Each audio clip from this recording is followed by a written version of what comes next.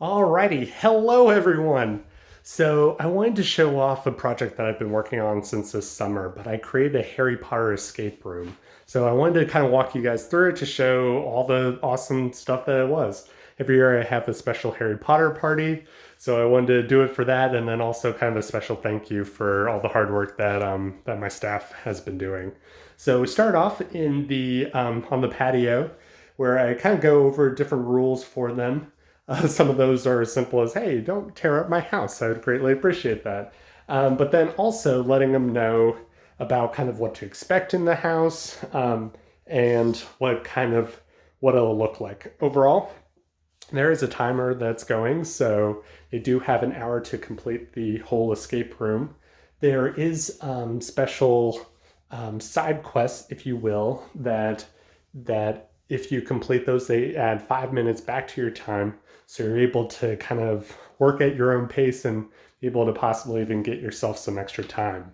Every There is one hint which is free. Every hint after that takes 2 minutes off of their time. So without further ado, let's kind of check it out.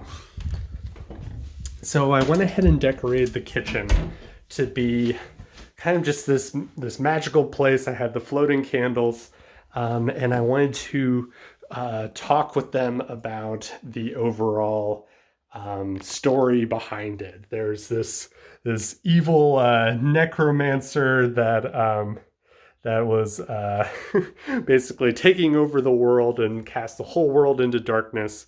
And there was a rumor that there was a wizard back in the day named Albus Dumbledore that had control of things called the Deathly Hallows. And so, using a time turner, they were able to go back in time and try to track down these to hopefully bring color back into the world. So, it was kind of a fun nod to the Harry Potter universe, but I also wanted to have it where you don't need to know everything Harry Potter in order to just have a good time. So, without further ado, we are traveling back in time. We start over in a kind of in the Muggle world, where eventually we're trying to get into the Wizarding world. Let me kind of pan around to show what this room looks like.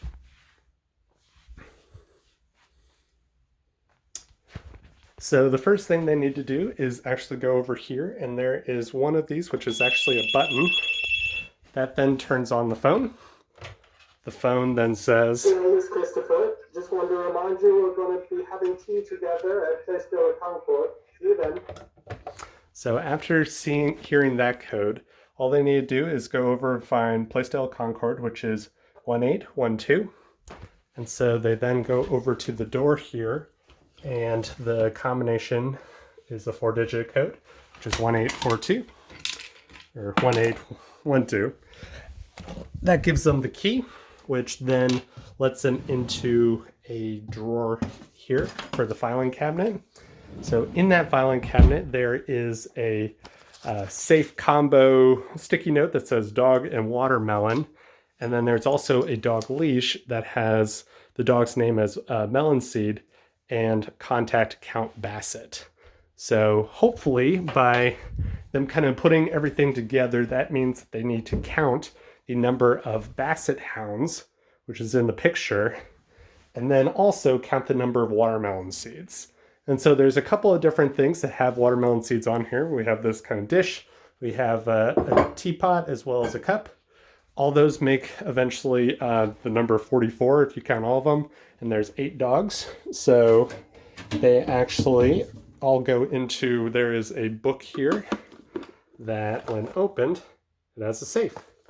And that will open it up to then give them the key that will lead them to be able to get through the wall. In addition, also in this cabinet, we have our first 5-minute extra puzzle, which is a Sudoku puzzle. So once again, it kind of gives them a fun chance if they don't know very much about the Harry Potter world. So the wall then opens up, and we go into Dumbledore's office. So let me kind of do a quick pan around. It's a lot of, every time you go in here, there's something new that you see, which is kind of fun. So the first thing you actually start with are these winged keys. Now, all of them are different shapes and sizes, but the one that sticks out is actually one that has only one wing on it. So once they are able to get that, they then put it into the side of the Mirror of Erised there. And then that opens up that.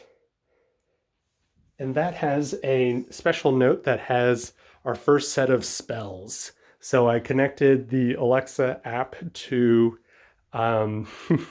to be able to do different spells with the lights and things like that. So we'll check those out in just a second.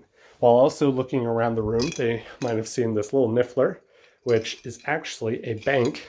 Now, for those that aren't familiar, Nifflers are known for stealing shiny objects, and this one is no exception. So when you actually get into him, he has stolen this little ring. Let's see if we can zoom in on it a little bit. So the ring is actually a decoder ring.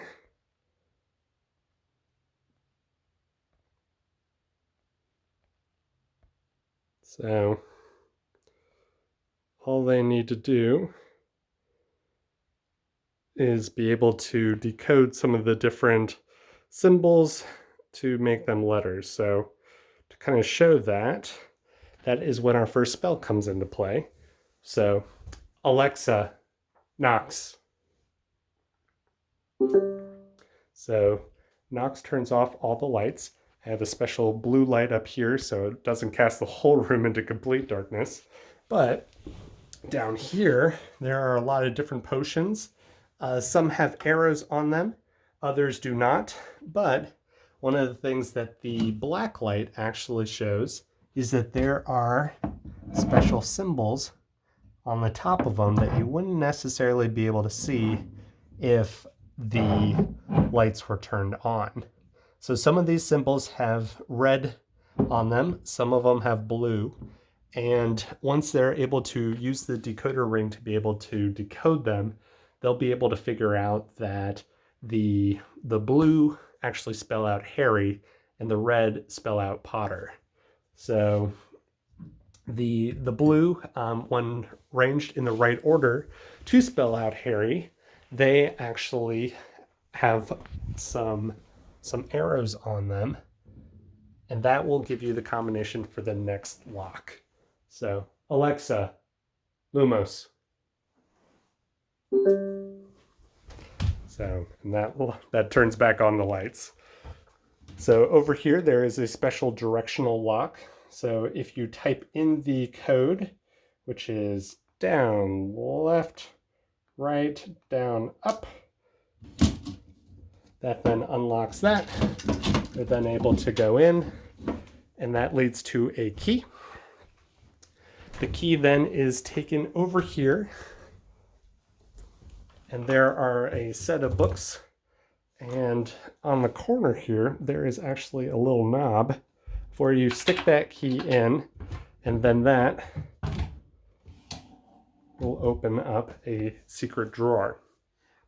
In there is our first Deathly Hallow. We have the Elder Wand. And then on there, there's also some additional spells. One is a physical spell, which is Accio Magnet. And the other is a reminder of the two verbal spells, but then also a new one, which is the Wingardium Leviosa spell, which makes things fly. So if you then say, Alexa, Wingardium Leviosa, that then turns on this special tube that has a fan in it, and through the fan there is a little slip of paper that goes flying into the air from it, and that gives you your next clue. Alexa, fan off.